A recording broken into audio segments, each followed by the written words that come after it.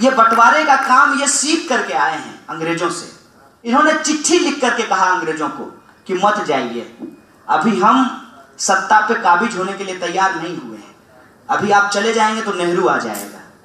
और नेहरू के बारे में, ओ भाई साहब, नेहरू जी के बारे में क्या क्या कहा गया है। ऐसा लगता है कि उनके पास एडवीना के साथ रोमांस करने के अलावा और कोई काम ही नहीं था। अलग अलग तरह की कहानियां। और मैं आपकी बात से सहमत हूं कि वो जो टोपी है उस टोपी को बदलना चाहिए। हर बार जो है वो गांधी टोपी के नाम पे नेहरू टोपी का इस्तेमाल किया जाता है। और इसीलिए देखिए कि गांधी के हत्या को सही मानने वाले गांधी के पोते को चुनाव हरा देते हैं। इस बात को समझना होगा हमको।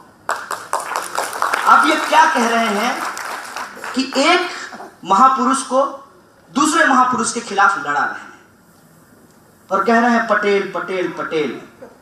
और स्वदेशी के इतने बड़े समर्थक हैं कि पटेल साहब की मूर्ति बनाने का ठेका जो है वो चीनी कंपनियों को दे दिया है। और उस पर खर्चा, ज्यादा खर्च नहीं हो रहा है, बहुत कम खर्च है, मात्र 33,000 करोड़ रुपए खर्च हो रहा है। बहुत बहुत कम है, थोड़ा सा है। थोड़ा कुछ होता है क्या? इस देश, इतना बड़ा देश है हमारा, मूर्ति बनाने पे इतना रुपया तो खर्च किया ही जा सकता है। भले विद्यार्थियों को फेलोशिप नहीं दिया जाए, भले किसानों का कर्जा माफ नहीं हो, भले महिलाओं के लिए कोई अलग से बस नहीं चलाया जाए, भले वो जब बस में चढ़े तो उनके साथ छेड़छाड़ हो, लेकिन मूर्ति बनना तो जरूरी है। इसीलिए कोई बात नहीं है, तो मूर्ति बन रहा है। इसीलिए आज क्या हो रहा है हम ये भी जानते हैं, कल क्या हुआ था हम ये भी जानते हैं, और कल आप क्या करने वाले हम ये भी समझते हैं। लेकिन ध्यान रख लीजिए, हमने ये ऐलान कर लिया है, बाहर निकलो बंद मकानों से, जंग लड़ो बेईमानों से, आपकी बेईमानी नहीं होने वाली, हम ये करने नहीं देंगे आपसे। आपको जो करना है कर लीजिए, आप विधायक खरीद लीजिए, आप जो है अपना राष्ट्रपति उपराष्ट्रपति सब कुछ बना लीजिए, आप सब चुनाव जीत जाइए। लेकिन याद रखिएगा कि डर की राजनीति पे मोहब्बत हमेशा हावी होती है। आप चुनाव जीतिए, हम प्रेम से लोगों का दिल जीत लेंगे, फिर देखते हैं कि जीत किसकी होती है। इसीलिए आप नफरत के गीत गाइए, हम मोहब्बत के गीत गाएंगे। और आप एक नाटक कर रहे हैं लाल किला से। इस बार कहा है कि छोटा करेंगे, इस बार कहा गया कि छोटा होगा नाटक। तो वो जो नाटक चल रहा है उस नाटक को हम समझ रहे हैं और हम भी नाटक करते हैं। आपके उस नाटक का सच सामने लाने के लिए और एक खूबसूरत नाटक अभी आपके सामने प्रस्तुत किया गया था। उसमें एक सवाल दिखाया गया कि मुसलमान को डराया जा रहा है, सच है। लेकिन एक बात आपको कह देना चाहते हैं कि इस देश का मुसलमान नहीं डरेगा, क्योंकि उसके पास और भी मसले हैं जिससे वो दिन रात जूझता है। इसीलिए डरने के लिए उसके पास एनर्जी ही नहीं बचती है। वो इस देश का मेहनत का आवाम है, कारीगरी करता है, खेतों में मेहनत करता है, कारखाने चलाता है, इस देश का मजदूर है। इसीलिए उसको आप इस देश की जनता से बहुत आसानी से काट नहीं पाएंगे। आपके लिए बहुत मुश्किल होने वाला है। अभी तो पार्टी शुरू हुई है, अभी इनकी पार्टी शुरू ही हुई है ना। दावे के साथ कह रहा हूं, मौजूदा प्रधानमंत्री का जितना मजाक बना है, इतिहास में किसी प्रधानमंत्री का नहीं बना, इतिहास में किसी का नहीं बना होगा। और कब से कोशिश कर रहे हैं तमाम महान लोगों को बदनाम करने का, तमाम लोगों को। कम्युनिस्टों को कौमी बोलते हैं, आम आदमी पार्टी को आप ये बोलते हैं, कांग्रेस को कांग्रेसी बोलते हैं, नेहरू को तो पता नहीं क्या क्या कहते हैं। मतलब मुझे तो लगता है कि ज्यादातर इस देश के जो नेता हैं उनके बारे में कहा जाता है कि उनके पिताजी नेहरू जी ही थे। आपके पास ये व्हाट्सएप मैसेज आता होगा, मेरे लिए तो भाई अद्भुत है ये, कैसा कैसे हो सकता है। खैर होता होगा, क्योंकि संघ परिवार जब बिना विवाह का इतना बड़ा परिवार बना लिया है,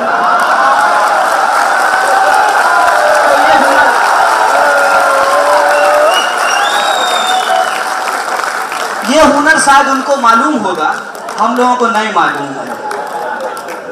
तो ये हमेशा बदनाम करते रहते हैं लोग। बदनाम क्यों करते हैं?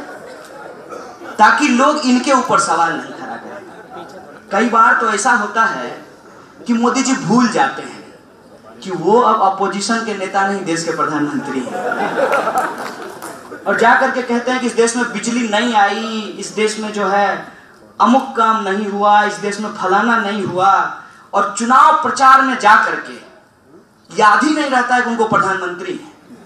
एकदम जो है नियमित सुबह सुबह उठ करके शाखा जाने वाला जो घोड़े का चश्मा लगाया संघ का कार्यकर्ता होता है, उसकी तरह मंच पकड़ते हैं और धोने लगते हैं।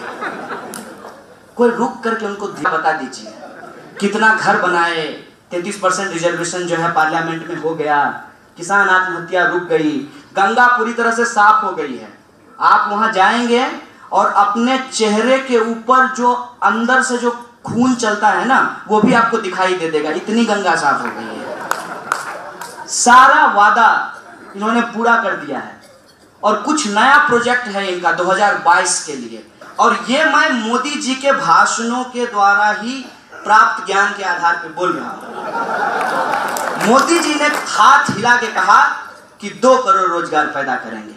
इनका सरकारी डिपार्टमेंट कहता है कि 1,35,000 रोजगार पैदा हुआ और डिमोनेटाइजेशन के बाद 15 लाख नौकरियां चली गई।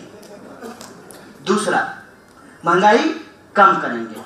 महंगाई के बारे में क्या कहना, जब भी आप जाते हैं पेट्रोल पंप पे आपको अच्छा दिन दिख जाता होगा, मीटर में प्रति लीटर अच्छा दिन आपको दिखता होगा, और घर घर बिजली पहुंच गई।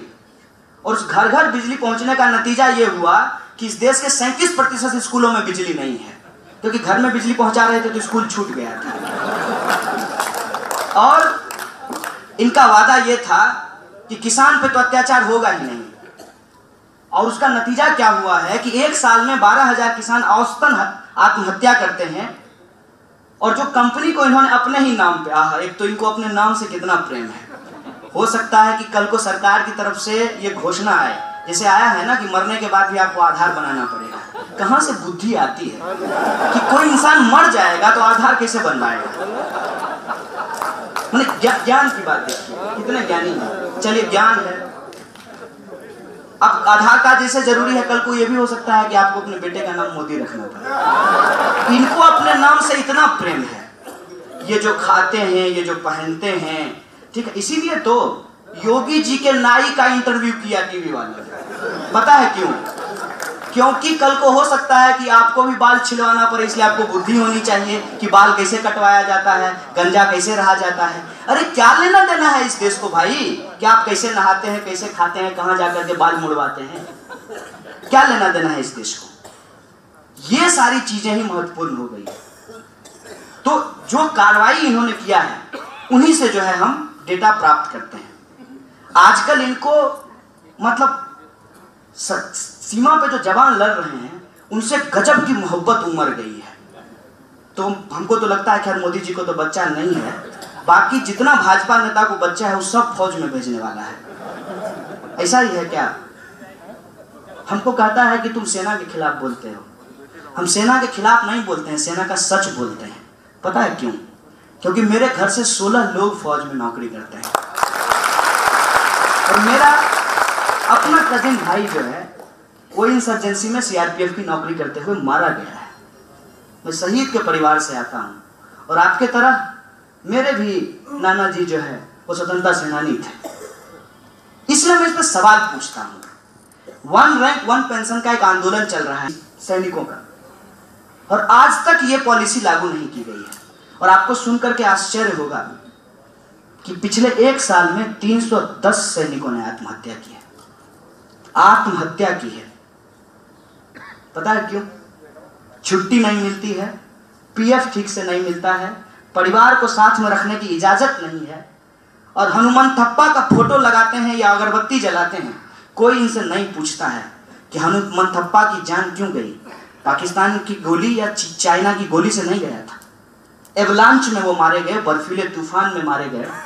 अगर उनको एवलांच प्रूफ, अरे मोदी जी आप जब बुलेट प्रूफ गाड़ी लेके घूमते हैं तो सैनिकों के लिए एवलांच प्रूफ टेंट नहीं हो सकता है? ये सवाल कोई इनसे पूछता नहीं है। जहां कहीं भी आप देख लीजिए, जो भी बात ये बोलते हैं कहीं भी डिलीवरी नहीं है। आजकल कह रहे हैं स्किल इंडिया, एस साइलेंट है उसमें, और किल इंडिया हो रहा है। 12,000 किसान मर गए, 310 सैनिक मर गए, स्कूलों कॉलेजों में विद्यार्थी आत्महत्या कर रहे हैं, और जो इनके ऊपर सवाल उठा रहा है उनको पुलिस गोली मार देती है। पुलिस भी क्या करेगी? पुलिस इस पेश में है और इस बात को समझ नहीं रही है कि सारा भ्रष्टाचार गृह मंत्री कर लेगा और ठेका कांस्टेबल पे डाल